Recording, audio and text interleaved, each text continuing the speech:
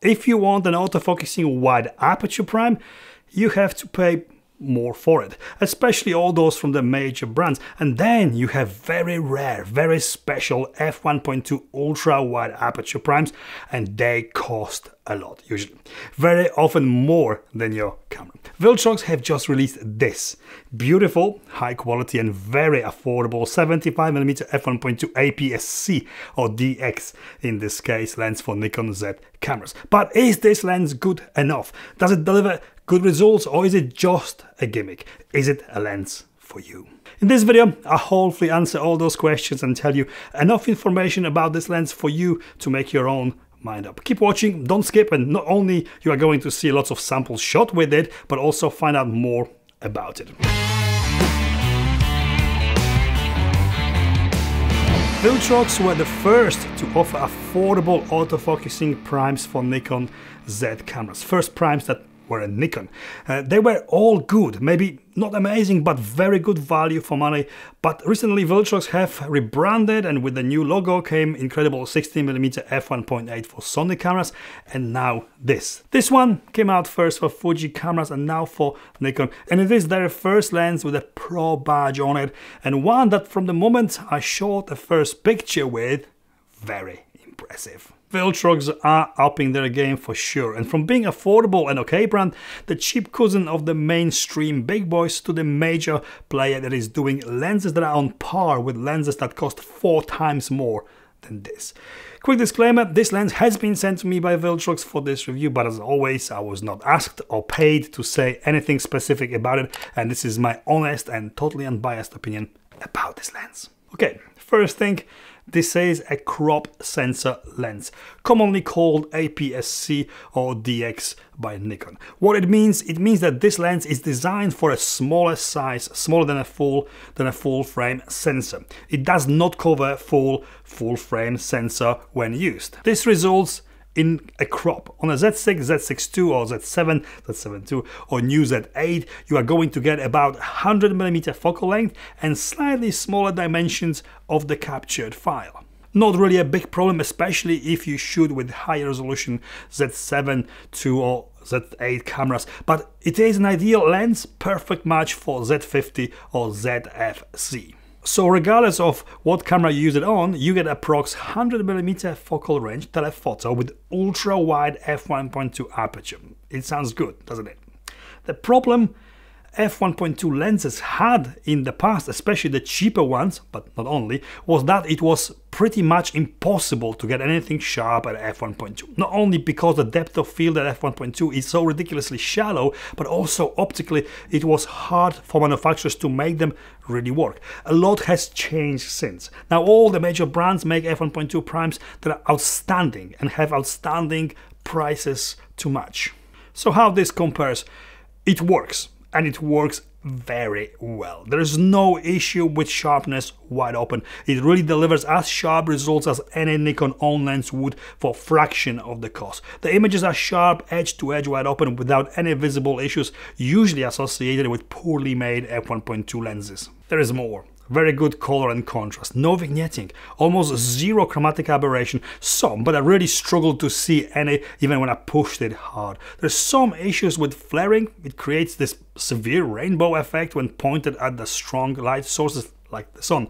Hated by some, but in my humble opinion, optical or built imperfections that cause this only add character to the images shot with it. If it really bothers you, don't shoot with it towards the sun. Apart from that, this lens is way above average and way above a lot of pro lenses too. Autofocusing is quick and snappy, but it has an occasional wobble. I don't know if this is due to the fact that the focus throw is very long. There's a long distance for focus to travel from minimum focusing distance to infinity. So when you try to autofocus from something fairly close to something further away, nothing is happening sometimes.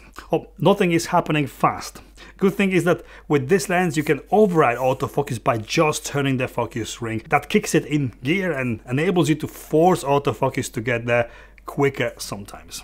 Minimum focusing distance is not that great.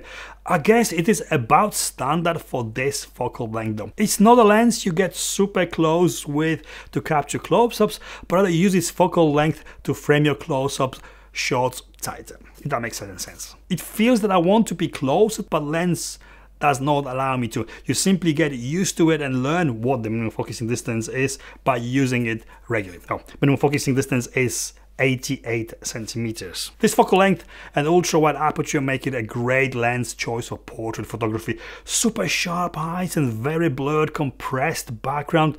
What's not to like? The blurred parts of the images, the bokeh, are very smooth and creamy, showing nice swirly effect in the right conditions. Very nice and very impressive. For video, this lens is great for capturing that cinematic look.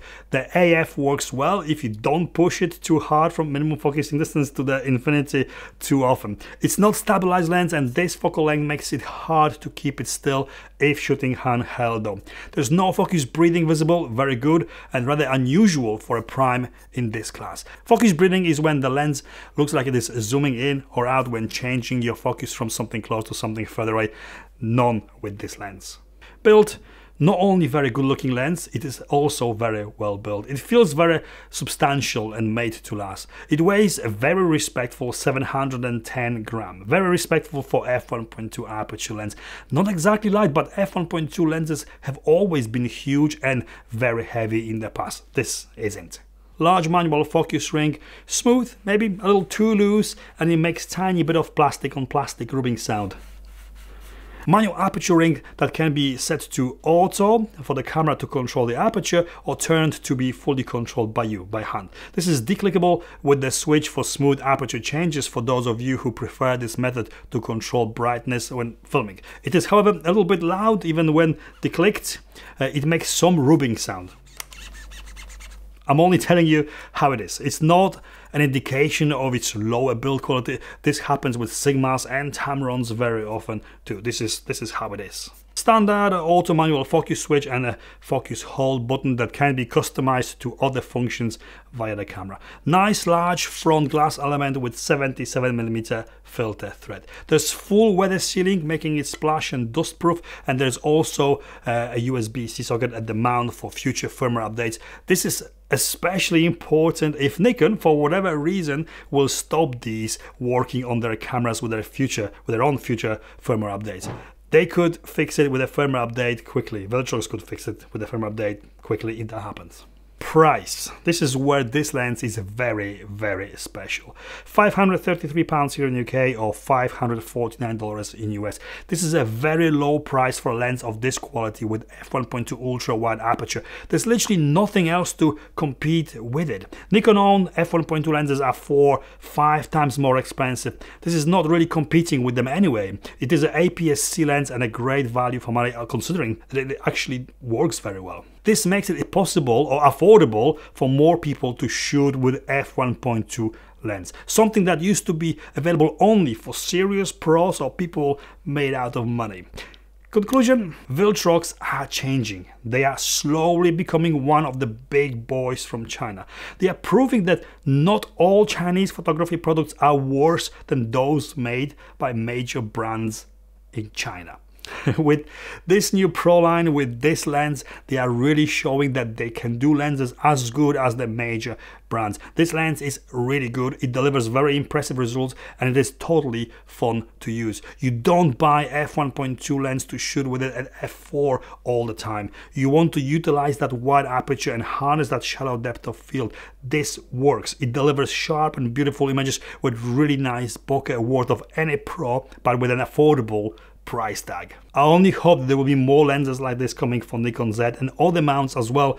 Highly recommended. And this is it from me. If this video was in some way helpful or informative, please give me the thumbs up. Follow me on Instagram and consider subscribing. Thank you for watching and I'll see you next time.